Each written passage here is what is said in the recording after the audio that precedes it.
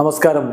Raf talk ഫുട്ബോളിലേക്ക് അവർക്കും സ്വാഗതം. ഇത്തവണത്തെ ബാലൻഡിയോർ പുരസ്കാരം ആർക്കായിരിക്കുമെന്നുള്ളത് ആരാധകരെ ആകാംക്ഷയോടുകൂടി ഉറ്റുനോക്കുമ്പോൾ കഴിഞ്ഞ ദിവസം ഫ്രാൻസ് ഫുട്ബോൾ മാഗസിൻ ബാലൻഡിയോറിന് നോമിനേറ്റ് ചെയ്യപ്പെട്ട 30 പേരുടെ ലിസ്റ്റ് പുറത്തുവിടുകയുണ്ടായി.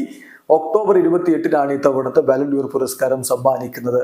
വിനീഷ്യസ് ജൂനിയറുടെയും റോഡ്രിയുടെയും ഒക്കെ പേരുകളാണ് ഏറ്റവും അധികം ആരാധകർ ഇപ്പോൾ ചർച്ച ചെയ്യുന്നതെങ്കിൽ തനിക്കും അർഹതയുണ്ട് എന്ന് പറയുകയാണ് അർജന്റീൻ സൂപ്പർ താരം ലൗട്ടറോ മാർട്ടീനസ്. നമുക്കറിയാം, ലൗട്ടറോ മിന്നും പ്രകടനമാണ് ഇന്റർ മിലാന് വേണ്ടി പോയ സീസണിൽ കാഴ്ചവെച്ചത് എന്ന് മാത്രമല്ല, അർജന്റീൻ ദേശീയ ടീമിനോടൊപ്പം കോപ്പ അമേരിക്കയിൽ മിന്നിക്കത്തി കളിച്ച് ടോപ്പ് സ്കോററായിട്ട് അർജന്റീനയെ കിരീടം ചൂടിക്കുകയും ചെയ്തിരുന്നു. ഇപ്പോ അദ്ദേഹം ചില കാര്യങ്ങൾ പറയുന്നു. TNT സ്പോർട്സ് അത് റിപ്പോർട്ട് ചെയ്യുന്നു. അദ്ദേഹം പറയുന്നു, ബാലൻഡിയോറിനെ കുറിച്ച് പറയുമ്പോൾ ഈ കഴിഞ്ഞുപോയ സീസൺ നോക്കുമ്പോൾ തീർച്ചയായിട്ടും ഞാൻ അർഹിക്കുന്നുണ്ട്.